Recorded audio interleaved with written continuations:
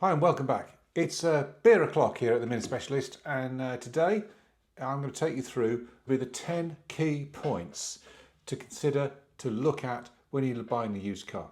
So this is what I'm going to take you through. So the 4 car buying steps. I was 20 odd years in sales, actually not car sales, IT sales as it happens, but I have some views on how somebody should sell. But forget selling, right? If you're going to buy a car, I think there are 4 steps. I'll cover those in a minute.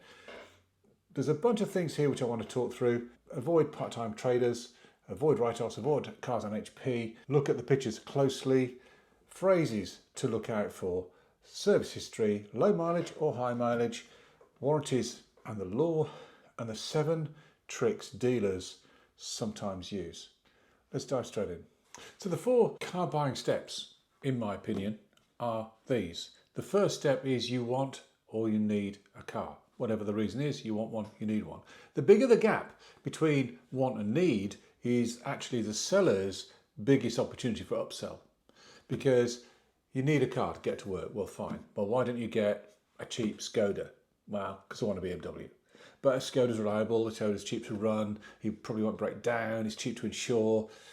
Yeah, I don't want to be seen in a Skoda. I want a BMW. So that's the difference between want and need. Okay. The second step, research. Now, research, we all do it differently. I would read a car website, magazines, research the miles per gallon, how much it costs to insure, all sorts of things. And that's a big part of buying a car, right? You will research in your own way. You'll ask your friends, you'll ask your brother, your dad, your car buff mate down the pub, whatever it might be. So research. And then there's the purchase. Now that's just one step, in my opinion. You buy it, okay? So you've done your research, you bought your car, and that's fine. And the 4th step is after sales. And as a seller of cars myself, I focus on the research and then the after sales, because those are the 2 key points. The car, once you've done your research and you kind of come along to my place, you already know what you're going to buy. Unless I've misdescribed it, unless I've disappointed you in some way, then the purchase will happen on its own. And this is a big tip to any budding car sales people out there, is help your customer do the research. Put as much information as you possibly can in the advert. Do a video, do a walk around, list the service history, list all the extras, help them, and that will help you make a sale. Step 2 is avoid traders posing as private sellers. Well, why is that a problem? Trouble is, if you're a trader like I am, we are bound by retail law. And that gives you, the consumer, quite a significant number of rights. And we have to make sure the car is fit for purpose, as described, and so on. If it isn't, then you can come back and you can have some kind of compensation. You can return the car. You can get it repaired. So traders and retailers are bound by retail law. And if you are a private seller, you're not. Now, if these guys, they go to an auction, they pull out a car, they polish it and they sell it, and it's my uncle's aunt's dog's car, honest, well, walk away. And how to tell? Right, if they're genuinely private sellers, then the car will be registered in their name. All right, they will probably have maintenance invoices in their name. The car will be registered at their address, the address that you've got to see the car at, and they'll have had it for a while. If any of these things don't add up, then walk away. They're not genuine.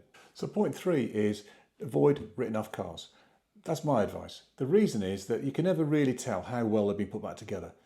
Let's look at how this happens. When a car is written off by the insurance company, it's usually sold through a company called Copart, who are a global online auction house. This is the Copart website, and you can pretty much buy from here regardless of who you are. So provided you register, you can be a used car buyer of some kind, dismantlers or whatever. Now, the cars that are sold on here come in 4 categories: Cat A, B, C or D, or actually these days it's Cat S instead of C and N instead of D. S is a structurally damaged vehicle and N is a non-structurally damaged vehicle. So this Nissan Duke, for example, it's repairable structural damage, Cat S, runs and drives. It gives you some information here.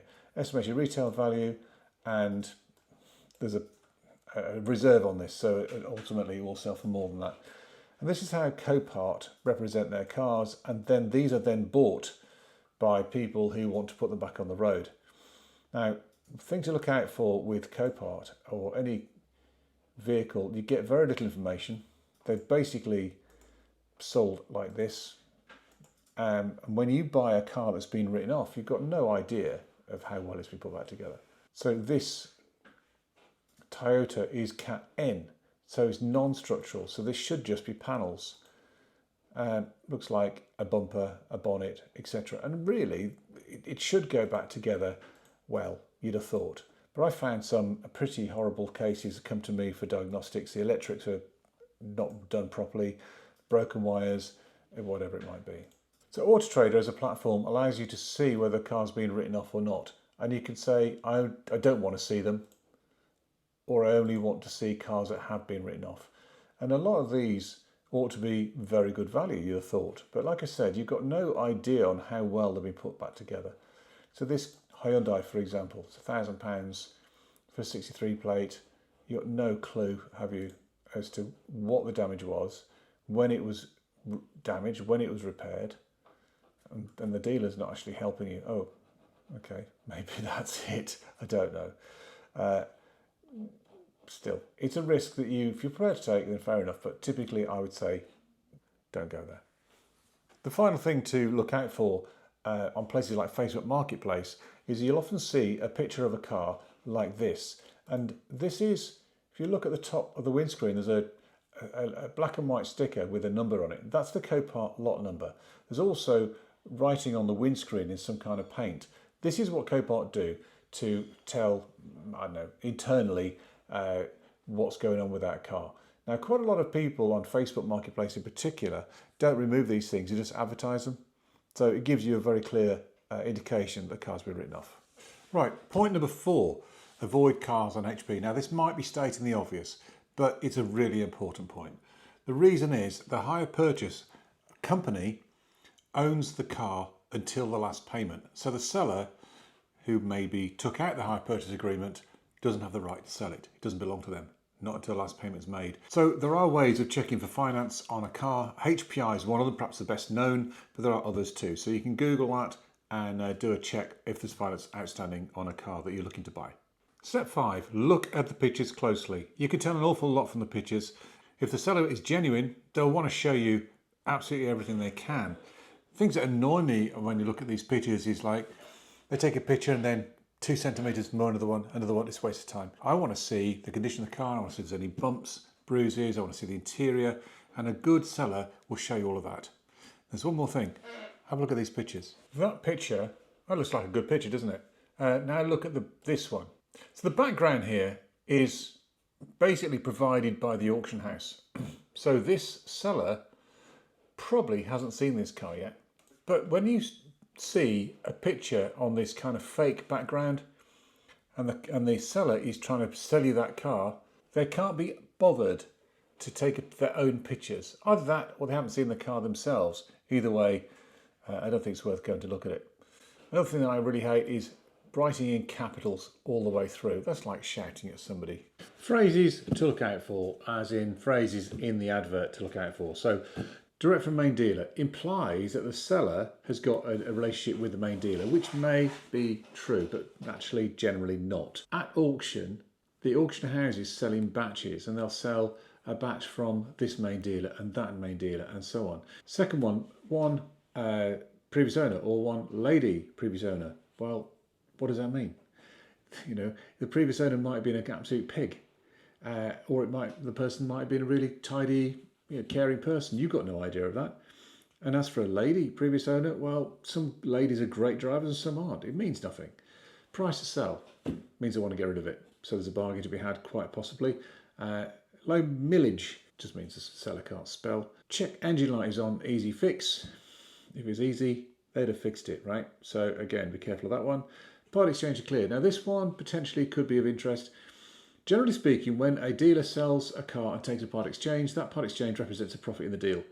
So they want to get that profit quickly, and they don't want to mess with the car they bought in. So if you're up for a bargain and you don't mind fixing something up, that might be a good thing to look out for. All right, the next one is service history. I'm always amazed how many cars sell at auction with no history at all, or at least no documented history, but sell they do. And when they go into the market, go on Australia or whatever, if they haven't got service history, quite often a dealer, or at least a dodgy dealer, will try and bamboozle you by saying it's got full VOSA history. Well, actually that means nothing, because VOSA is a Vehicle and Operator Services Agency, which actually ended in April 2014 and became the Driver Vehicle Standards Agency, DVSA. And in the UK, the government website lists all of the previous MOTs. So what the dealer is trying to say to you in the advert is it's got full VOSA history, which kind of means nothing, because every single car on the road has got full VOSA history. It's documented on the government website. Let me show you mine. So if you Google MOT history and then go to the government website, sometimes there are ads on there to try to divert you away from it. I don't know what they gain. However, the MOT history is on the government website. And if you type in there the registration number you're looking at, and this is a vehicle that I own. It's my Mercedes ML for my tow car. It's a tow car I use. That's interesting. There's an outstanding recall, useful information, and I go to that, and there from 2005 at least, there's all the history of every single MOT that car has passed or failed.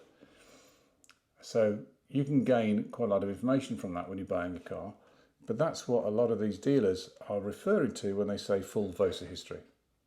So when it comes to service history, I'd say 90% of the cars I sell have got full history, and this is how I show it. So this is one of mine. Actually just sold this car as it happens, but you can see I try to tell the potential buyer right up front what the car's got to its benefit, and when you click on it, one of the first slides you're going to see is the service history, and it's just the detail, as much detail as I can put on there. So that's how that works. And if I haven't got history, now this car came to me as a spares repair. It had been overheated, so we rebuilt the engine. So this is what we did to it. We put a reconditioning head on it, etc., etc. So the customer or potential buyer can see exactly what's going on from their comfort of their home before they even make the phone call. And that's the way I like to operate. So if it's got history, shout about it. Lots of dealers just say FSH. Well, it doesn't really mean much. The other thing is that a second-hand car dealer has got no control over when the original owners have actually serviced the car, and whether it's in manufacturer specifications or not. So what I do is I have a detailed list of the date, the mileage, what was done, who by, so that the potential buyer can at least make their own judgment whether it's full service history or not, and they can see what's there. If I haven't got full service history on a car, I've got no history on the car, I'll rebuild the engine, and that way I can sell it out knowing that it's good. And that's just what I do. I would hope that any good quality car dealer would do something similar. Section 8, low mileage or high. So a mile walked isn't the same as a mile driven. Let me explain. You could sit for an hour in traffic and go nowhere, or you could do 70 miles an hour for an hour on the motorway, do 70 miles.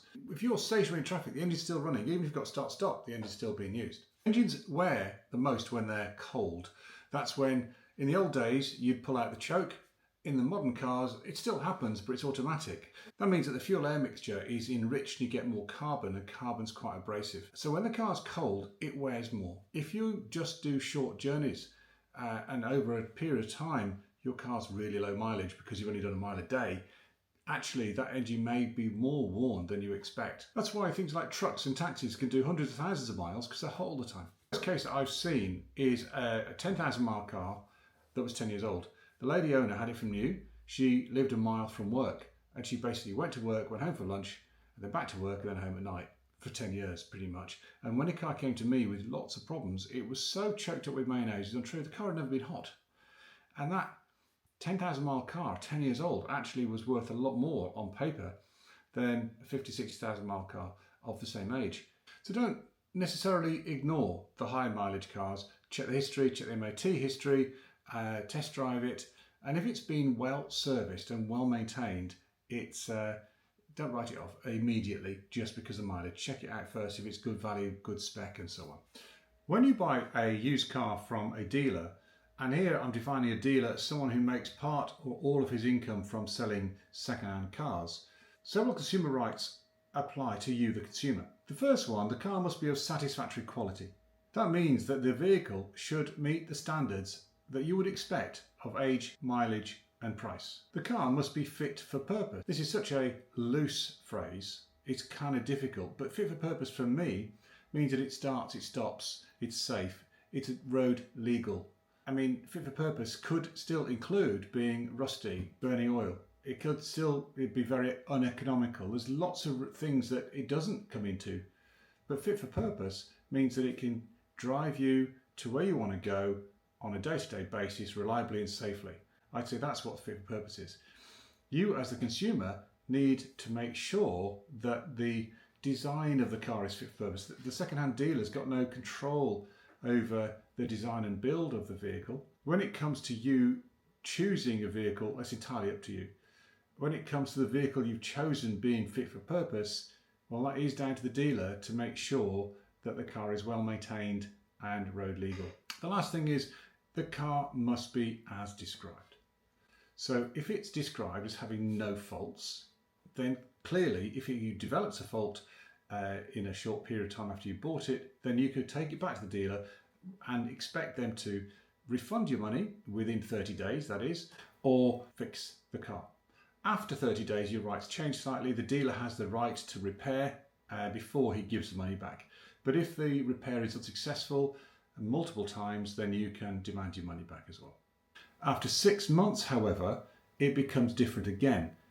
After 6 months, if a fault develops, you as the owner and driver of the vehicle need to prove that the fault was there when you bought the car. Now that becomes a lot more challenging.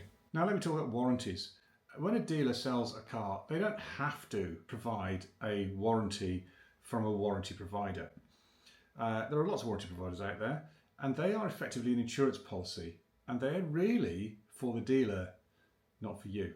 That said, that's up to 6 months.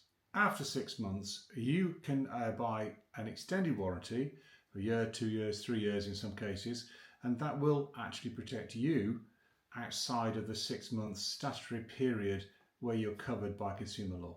If the car goes wrong in the first 6 months, and that's not due to wear and tear, and not due to anything you've done as the driver, because you buy from a dealer, the dealer should repair that car. If the dealer's bought a warranty, then the warranty company will pay for that repair, in theory at least. But then it comes down to the warranty company. Now here's the thing, warranty companies are an insurance company and they make their money by not paying. It used to be that thieves were honest. They would wear a mask and jump out at you and say your money or your life. Well, now they wear suits and call themselves insurance salesmen. The reality is the warranty company distinguishes quite significantly between wear and tear and failure. And this is where it can bite you. So let's say your turbo has failed on a 100,000 mile car. In this example, what they'll say is strip the car, take some pictures, send it to us, and we will then decide whether it's wear and tear or failure. Guess what's going to happen? You'll pay someone to strip the car, they'll send the pictures off to the warranty company. The warranty company say it's wear and tear. The car's 100,000 miles, it's wear and tear. So we're not going to pay. Now you're left with a car in bits in a garage, and who's going to pay that bill? The thing that warranty companies will try and utilise to their benefit are any conditions that they can say was your fault.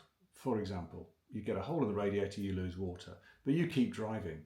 Now they will say that's follow-on damage. So if the radiator has failed in some way, they would normally pay for the radiator. If you then drive the car and damage it further, causing the cylinder head gasket to go, they often won't pay for that because they'll say it's follow-on damage. You could have avoided that. So do be careful. Right, this is section 10, the last section, dealer tricks. Now your basic car salesman is paid on commission. So they'll push you to the products that give them most commission. Trick 1, bait and switch. So they bait you to phone up after a car or visit them to see a car, and when you get there, oh sorry, that one's been sold, but this one's available. The issue here is you've done your research on the first car. You may have got an insurance quotation, looked at the mileage, look at the history, etc., and do a price comparison for other cars that are similar. And when you get there and they've switched the car, you've got no time to do the research on the second car And the chances are it's to the salesman advantage because there's more margin in it, there's more profit. And just maybe the first car was never real. One car supermarket that does this on a regular basis is Trade Centre UK. I think they've been had in the past for advertising cars that don't exist. And they now, on their website, show a car and name the registration number and the mileage, but they don't actually show a real picture of the car. Let me show you. Now this is Trade Centre UK's homepage. And if you look here, none of these cars are actually named. What I mean is there's no registration number on any of them. I mean, it does say 2020 Peugeot 108, 1 litre, 72 collection 5. I don't know what 72 means. And they've got mileage here, but no actual registration number. And the pictures are not of the actual car. So let's click into this, let's see. So this particular, it's a 2020 Peugeot 108 for 4,999. The picture itself, that's not a real car. It's a nicely done image, but it's not a real car. Now, 4,999 is cheap for a 2020 Peugeot 108. Now let's just switch over to We Buy Any Car. So that's the reg. What was the mileage? It was 35. There we go. Put the mileage in and let's value the car. So the value of the car, according to We Buy Any Car, who are notoriously low in their valuations, is 5,870. So are you telling me that I could go and buy this car £5,000 and go straight down to We Buy Any Car and make £800 profit? Yes, I don't think so. So what's going on here then? Well, they don't advertise in places like Auto Trader. They don't use real images of the car. Their strategy is to get you on site, baited in by a very low value car, which is what, £3,000 or £4,000 below what might otherwise be market price. And when you see the car, it's going to be in such bad condition that you say, I don't want it. And they're going to say, oh, we've got these other ones, very similar, but guess what? They're not going to be as cheap. The second dealer trick I want to talk about is the focus on monthly payments. So you come in and you want whatever it is that this car you're coming to look at, and you start talking about finance. Now, there's lots of smoke and mirrors that you can employ when you're talking about finance, and always ask for the APR, the annual percentage rate. Quite often, a dealer won't want to talk APR because the APR is very high. I'll say it's a flat rate. Now, the law says they have to quote an APR, an annual percentage rate, which takes into consideration the fees as well as the interest rate. Okay, so you might have a very high APR, but a low flat rate or something that looks low. And the other trick is they'll say it's so much per month interest, 3% per month. Oh, that doesn't sound too bad. Well, 3% per month is 36% annually. And then you add in other fees, the APR is likely to be a lot higher. So focusing on the monthly payment can distract you from the real cost of the car. So dealer trick number 3, upsells. Having chosen the car you want, emotionally attach yourself to the new delight in your life. This is the time where you're probably weakest. Then the dealer might throw at you lots of these potentially enticing upsells, which generally speaking are better for them than they are for you. The first one is extended warranties. Now, I wouldn't totally dismiss this. It depends on the warranty company, and I would look at the terms and conditions carefully. But outside the 6 months grace period that you have on consumer law, the warranty company might offer you good protection for mechanical breakdown for years 2 and 3 or whatever it is you buy. So don't dismiss that necessarily out of hand, and see if you can negotiate with the dealer to maybe throw it in or discount it, because they're going to make profit on that extended warranty. The second potential upsell is gap insurance. Now, I've always been a bit suspicious about this. Gap insurance comes into play if you write your car off while it's still on finance. So your car's written off, the insurance company comes along with a valuation. Now, let's say that valuation is £6,000, but you still owe 7 on the finance. The gap insurance should cover the difference. That's what it's for. So think very carefully about gap insurance. For example, if you put down a big deposit on the car and the rest on finance, you probably don't need gap insurance. And then there are a host of other potential upsells that a dealer might throw at you, and I would take them each in their turn and evaluate them carefully before you commit.